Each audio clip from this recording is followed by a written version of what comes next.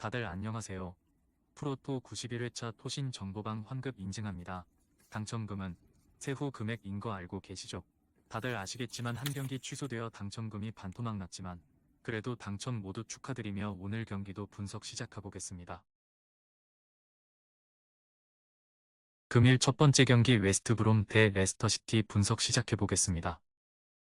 브로미치는 카디프 원정에서 승리하며 순위를 끌어올렸다. 강등되고 두 시즌이 지났는데 이제 승격을 향해 가고 있다. 최근 5경기에서 4승을 따낼 정도로 페이스가 좋은데 그 기간 입스위치를 비롯해 쉽지 않은 팀들을 제압했다. 바틀리와 타운센트 등 안정적인 수비 라인이 상대 공세를 막아내며 실점하지 않았고 사르미엔토와 스위프트가 최전방에서 위력적인 움직임을 보여줬다. 레스터는 주중 경기에서 선발 공격수로 출전한 이사쿠의 선제골이 나오며 승리를 따내나 했지만 인저리 타임에 동점골을 허용하며 최하위 팀에 승리하지 못했다. 아직 1위긴 하지만 입스위치를 비롯한 추격자들이 맹렬히 따라오기에 불안한 순위다. 때문에 이번 라운드에 승리가 필요하다. 마비디디와 이에아나초 등을 앞세워 경기에 임할 것이다. 접전을 본다. 레스터는 이번 시즌 리그 선두를 달리고 있지만 최근 원정 2경기 연속 승리가 없다. 상승세의 브로비치를 맞아 수비적으로 나설 가능성도 충분하다. 윙크스와 듀스버리올이 중원에 나서 상대의 공세를 막아낼 레스터가 차선의 결과를 받아들 것이다. 금일 두 번째 경기 지로나 대 발렌시아 분석 시작해보겠습니다. 지로나는 지난 라운드 홈경기에서 빌바오와 비기며 레알의 1위 자리를 내줬다. 13라운드까지 11승을 따내는 엄청난 페이스로 리그 선두를 달렸는데 이제 추격자 입장이 됐다. 그래도 유럽에서 어느 팀보다 놀라운 시즌을 보내는 건 사실이다. 최전방 스트라이커인 보고비크는 7골을 기록했고 사비오와 가르시아 등의 지원도 확실하다. 발렌시아는 지난 라운드에서 셀타와 승점을 나눠 가졌다.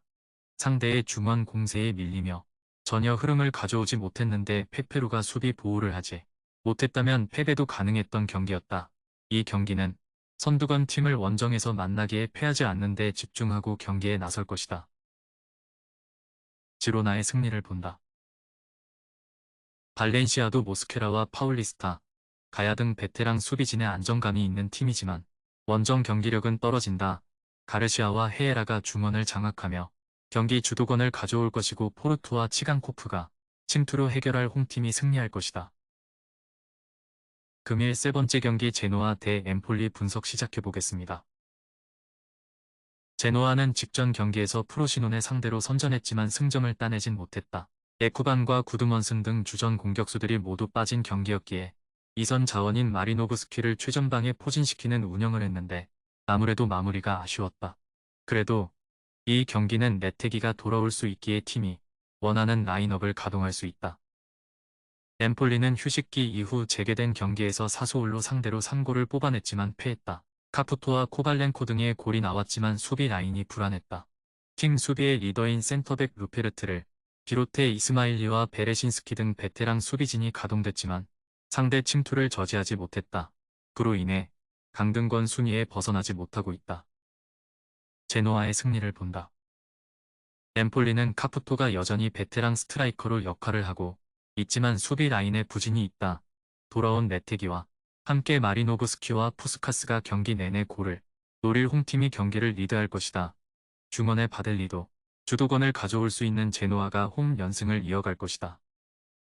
금일 네 번째 경기 바이에른 뮌헨 대 유니온 베를린 분석 시작해보겠습니다.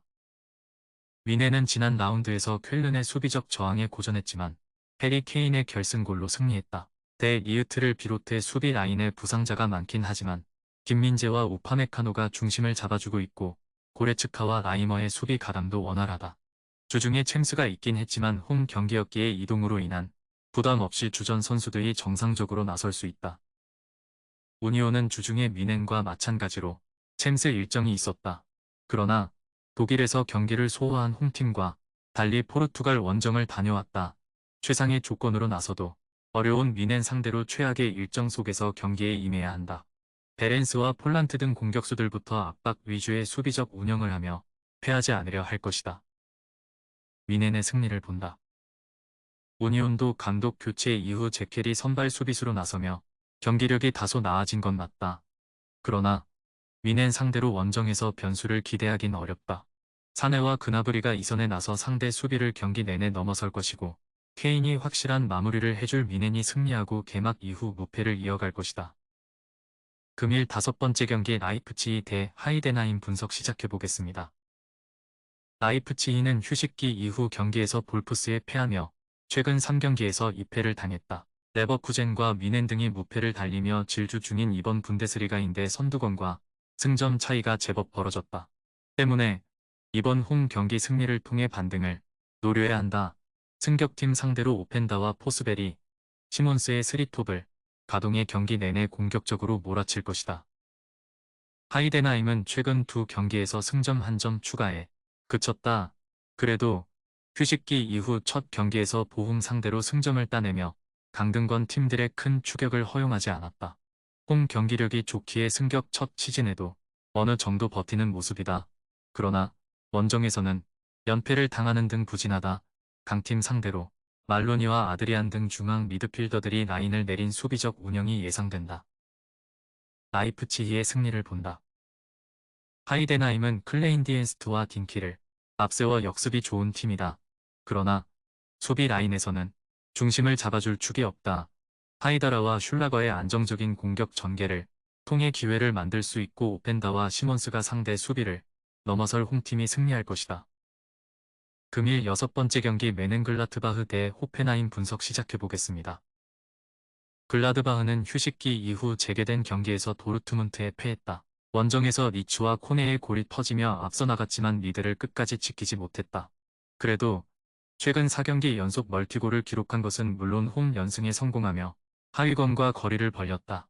시에바추의 팀 적응도 끝났고 레아우스와 바이글 등 공수의 중심을 잡아주는 선수들도 있다. 호펜하임은 지난 라운드 경기에서 마인츠와 비겼다. 이 경기 연속 승리가 없었기에 홈에서 공격적으로 경기에 나섰지만 수차례 기회가 무산된 것이 아쉬웠다.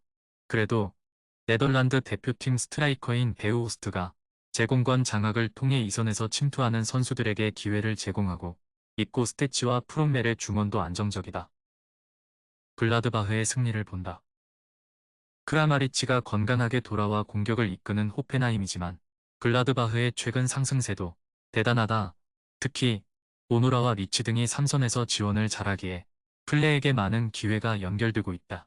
홈의 이 점도 살릴 글라드바흐가 승리할 것이다.